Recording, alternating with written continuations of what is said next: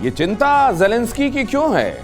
अगर उस जगह को, जिस जगह को लेकर ये चिंता हो रही है, एक स्वतंत्र देश घोषित करना होता या खुद में मिलाना होता तो रूस ये पहले ना कर चुका होता 1992 में। लेकिन फिर भी परेशान है वो। क्यों? क्योंकि एक शख्स जिसका नाम है पुतिन, जो आज पूरी दुनिया के लिए मिस्ट्री मैन बना हुआ है, वो कुछ ऐसा कर रहा है। प्लानिंग ऐसी है उसकी जिससे कई देश खौफ खाने लगते हैं। तो क्या युद्ध को लेकर मिस्ट्री बन चुके हैं पुतिन? नमस्कार, मैं हूं दिनेश गौतम। एक ऐसा मुल्क जो यूक्रेन के बिल्कुल करीब है, उस मुल्क में खौफ है। खौफ है कि पुतिन उन पर हमले के लिए तैयार है। ज़ेलेंस्की भी पहले ही अल्टीमेटम दे चुके हैं कि पुतिन का टारगेट यही मुल्क है। आखिर क्या है इस मुल्क में जिसके कारण रूस अपने कब्जे में इसे लेना चाहता है? आज बात करेंगे पुतिन के मिस्ट्री प्लान की, और इसीलिए हमने इसे नाम दिया है पुतिन अ मिस्ट्री मैन। साथ ही आज बात चीन पर भी होगी कि कैसे पाकिस्तान में चीनी नागरिक निशाना बनाए जा रहे हैं, और इसके पीछे जो बड़ी वजह है वो भी आपको बताएंगे। मगर शुरुआत इस बड़ी खबर के साथ। यूक्रेन के बाद पुतिन का अगला निशाना फिक्स। यूक्रेन से सटे मोल्दोवा पर रूस का हमला। रूस ने मोल्दोवा के 3 जगहों पर हमला किया। मोल्दोवा पर हमले से नेटो की चिंताएं बढ़ी। क्या है इस जगह का इतिहास? क्यों इस जगह में यह समझा जा रहा है कि पुतिन इस पर कब्जा करने की फिराक में है? क्या है मोल्दोवा और मोल्दोवा के जेनिस्ट्रिया का इतिहास? आज ये सब कुछ आप जानेंगे और ये भी समझेंगे कि क्या वाकई पुतिन अब डोनबास से लेकर मोल्दोवा तक एक लैंड कॉरिडोर बना देना चाहते हैं। क्या पुतिन ये करने वाले हैं? या अगर पुतिन ये करना चाहते तो उन्होंने तब क्यों नहीं किया जब उन्होंने जॉर्जिया के साउथ ओसेटिया और अब्खाजिया पर हमला किया था 2008 में? तब उन्होंने ऐसा क्यों नहीं कर लिया? ये सब कुछ आपको बताएंगे कि क्या है यहां का इतिहास। ये बहुत बड़ी खबर, और ये बताती है कि क्या पुतिन को मिस्ट्री मैन कहना सही है। क्यों हम पुतिन को मिस्ट्री मैन कह रहे हैं, और क्यों इस समय वो मिस्ट्री बहुत बड़ी हो गई है, आपको बताएंगे। क्या डोनबास के बाद अगला निशाना मोल्दोवा होने वाला है? आज ये आप समझेंगे, और इसके लिए हमारे साथ जुड़ेंगे खास मेहमान जो आपको बताएंगे कि क्या वाकई इस बात में दम है। हमारे साथ जो दमदार गेस्ट जुड़ने वाले हैं उनके साथ मैं आपका परिचय कराऊं, उससे पहले मैं आपको यह बताता हूं पुतिन अ मिस्ट्री मैन। क्यों ये कहा जा रहा है? मोल्दोवा को लेकर ये बात क्यों हो रही है? और अगर है तो बात स्पष्ट क्यों नहीं है? इसको लेकर अंदेशा क्यों हो रहा है? ये मिस्ट्री क्यों है? ये मिस्ट क्यों है इसके इर्द गिर्द? ये हम आपको बताएंगे। सबसे पहले देखिए ये मिस्ट्री टारगेट क्या है। मिस्ट्री टारगेट अगर आपको देखना है तो पहले आपको समझना होगा कि रूस कहां पर है। उसने डोनेस्क और लुहांस्क, इन दोनों डीपीआर और एलपीआर को, जिसको स्वतंत्र घोषित किया, वो किस जगह पर है, डोनबास किस जगह पर है। और फिर आपको देखना पड़ेगा कि सदर्न कॉरिडोर किस तरफ जाता है, माइकोलेव किधर है, ओडेसा किधर है, और फिर स्ट्रैटेजिक लोकेशन देखनी होगी मोल्दोवा की।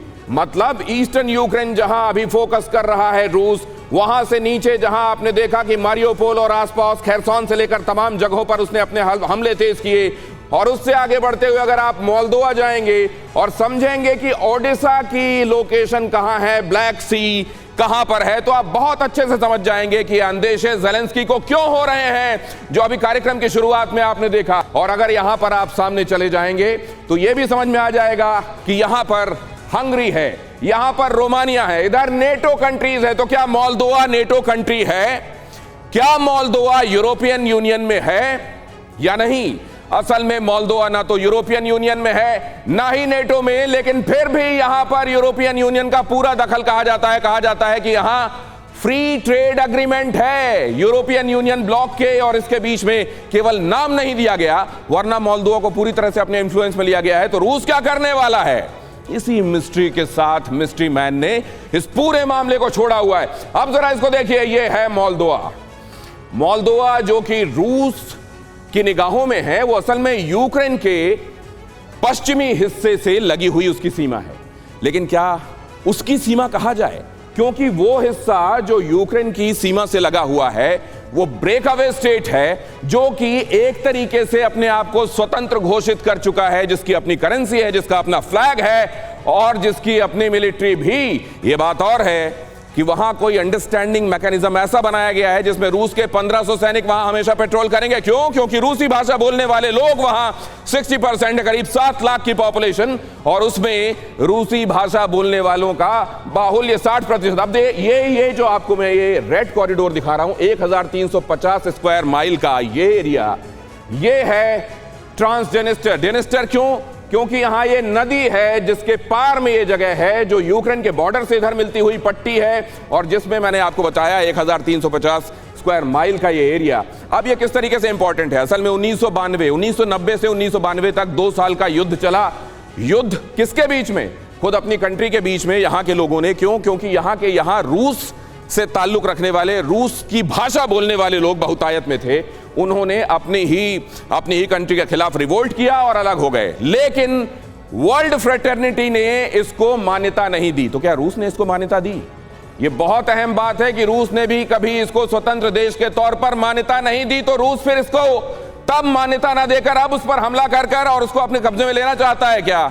और हमला करना पड़ेगा क्या उसे? या फिर सिर्फ ये कहना पड़ेगा कि यहां पर हो रहे हैं वैसे ही जिनोसाइड के मामले जैसा डोनबास के इलाके में हो रहे थे, और यहां पर मैं आकर अब इसे कब्जे में लेना चाहता हूं। अब देखिए जरा मिस्ट्री टारगेट, यहां पर यह अहम खबर और यह इंफॉर्मेशन आपके साथ बांटना बेहद जरूरी। क्यों हो रहा है ऐसा? यह हो रहा है इसकी वजह से, काला सागर, ब्लैक सी को पूरी तरह से कंट्रोल में लेने के लिए, ओडेसा को कैप्चर करने के लिए इसकी स्ट्रैटेजिक लोकेशन मोल्दोवा की बहुत बहुत ज्यादा इंपॉर्टेंट, खासतौर से ये ट्रांसजेनिस्टर जिस इलाके की मैं बात कर रहा हूं, वो अगर वहां पर जाकर रूस की और ज्यादा ट्रुप्स बैठ जाते हैं तो ओडेसा को बहुत आसानी से कब्जे में कर लिया जाएगा। ब्लैक सी पूरी तरीके से काबू में आ जाएगा। अब ये क्या है? टेरास्पोल, ये इस ब्रेक अवे स्टेट की राजधानी है। ये मोल्दोवा का ही हिस्सा, लेकिन यहां पर इस जगह पर अभी पिछले 2 दिनों में लगातार हमले हुए हैं।